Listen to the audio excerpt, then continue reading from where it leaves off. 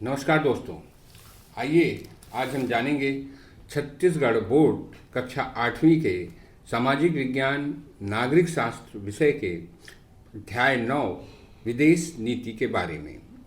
दोस्तों, इससे पहले कि हम आगे बढ़ें, मैं आप सभी से अनुरोध करूंगा कि आप चैनल पे यदि पहली बार आए हैं तो चैनल को सब्सक्राइब अवश्य कर लीजिएगा और साथ ही साथ बगल में नोटिफिकेशन बेल को भी ऑन कर लीजिएगा, जिससे कि भविष्य में जो भी वीडियो अपलोड हम करते हैं उसकी जानकारी आपको प्राप्त हो सके।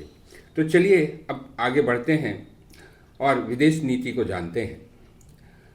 दोस्तों, किसी भी देश की विदेश नीति उस देश की आवश्यकता, ऐतिहासिक परंपरा एवं सुरक्षा को ध्यान में रखकर तैयार की जाती है। जैसे नेपाल एवं भूटान जैसे देशों में जाने के लिए आपको पासपोर्ट की आवश्यकता नहीं पड़ती, किंतु अमेरिका जैसे देशों में जाने के लिए पासपोर्ट तो चाहिए ही, आपको वहाँ का वीज़ा भी प्राप्त करना होगा, जो प्राप्त करना एक मुश्किल काम होता है। भारत का जैसा संबंध नेपाल भूटान के साथ है, वैसा संबंध पाकिस्तान के साथ नहीं हो सकता, क्योंकि पाकिस्तान के साथ भारत का अनुभव और भारत का इतिहास मित्रतापूर्ण नहीं रहा है। जिस तरह भारत के उत्तर पश्चिम में स्थित अफगानिस्तान एवं भारत के पूर्व में स्थित बांग्लादेश, म्यांमार के साथ संबंध है, उस तरह का संबंध अन्य देशों के साथ या चीन के साथ नहीं हो सकता। भारत के उत्तर में स्थित चीन भी विश्वसनीय देश नहीं है, इसी कारण भारत चीन संबंध भी मधुर नहीं है और इसी का परिणाम है कि भारत भी इन देशों से इनके महत्व, इतिहास के अनुभव, व्यापारिक हित एवं आर्थिक महत्व को ध्यान में रखकर अपनी विदेश नीति निर्धारित करता है और साथ ही साथ यह भी ध्यान रखता है कि इन देशों के साथ विदेश नीति को निर्धारित करते समय भारत अपने सम्मान को ध्यान में रखकर ही कार्य करे और विदेश नीति का निर्धारण करे। दोस्तों, आगे बढ़ने से पहले आपसे एक बार पुनः अनुरोध है कि आप जो है चैनल को सब्सक्राइब अवश्य कर लीजिएगा। तो आइए अब आपके प्रश्नों के उत्तर हम जान लेते हैं और अभ्यास प्रश्नों को हल करते हैं। सबसे पहले है कि निम्न प्रश्नों के उत्तर दीजिए। पहला, विदेश नीति क्या है? उत्तर, किसी भी देश द्वारा दूसरे देश के साथ संबंध स्थापित करने के लिए जो योजना और नियम बनाए जाते हैं उसे उस देश की विदेश नीति के नाम से जाना जाता है। सभी देश की विदेश नीति एक जैसी नहीं होती है। हर देश अपनी आवश्यकता के अनुसार से अपनी विदेश नीति निर्धारित करता है। प्रश्न 2, गुटनिरपेक्षता से क्या तात्पर्य है? गुटनिरपेक्षता का अर्थ है कि अमेरिका या रूस दोनों देशों के किसी भी गुट के साथ न रहना और बिना किसी दबाव में अपने हिसाब से अपनी विदेश नीति निर्धारित करना।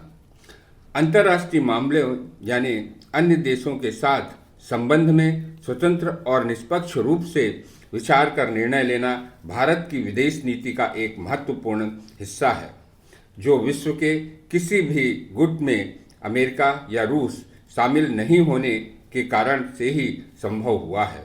इसे ही गुटनिरपेक्ष नीति कहा जाता है। प्रश्न 3, गुटनिरपेक्षता भारत को अपनी स्वतंत्र विदेश नीति बनाए रखने में किस प्रकार सहायक सिद्ध हो सकती है? अपने विचार लिखें। उत्तर, भारत यह जानता था कि रूस या अमेरिका किसी भी गुट में रहना विश्व शांति के लिए हानिकारक है।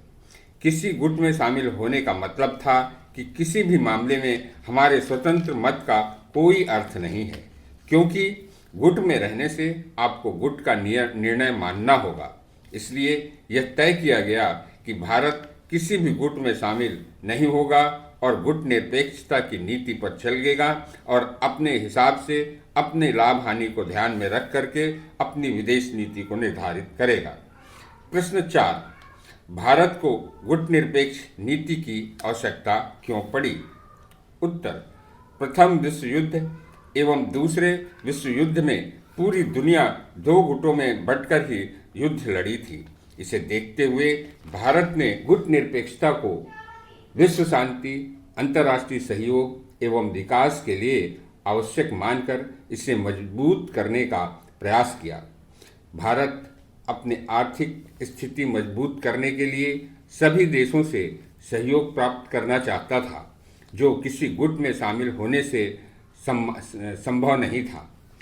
सुरक्षा के प्रति भी भारत को अधिक ध्यान देना पड़ता। इन सब से बचने के लिए भारत को गुटनिरपेक्ष नीति की आवश्यकता पड़ी और भारत गुटनिरपेक्ष आंदोलन में शामिल हो गया। प्रश्न 5, पंचशील के 5 सिद्धांतों का उल्लेख कीजिए। उत्तर, पंचशील शब्द संस्कृत भाषा के 2 शब्द पंच और शील से बना है, जिसका अर्थ है 5 नियम या आचरण, जिसके सिद्धांत निम्न प्रकार हैं।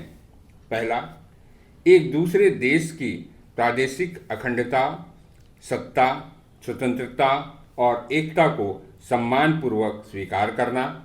दूसरा, किसी दूसरे देश की सीमा पर आक्रमण नहीं करना। तीसरा, एक दूसरे देश के आंतरिक मामलों में हस्तक्षेप नहीं करना। चौथा, समानता एवं पारस्परिक लाभ को ध्यान में रखकर एक दूसरे के हित में कार्य करना।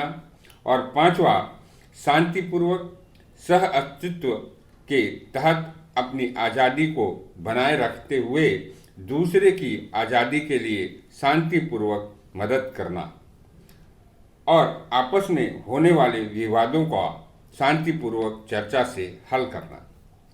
प्रश्न 6, आपके विचार में किसी भी देश को विदेश नीति बनाते समय किन किन बातों का ध्यान रखना चाहिए?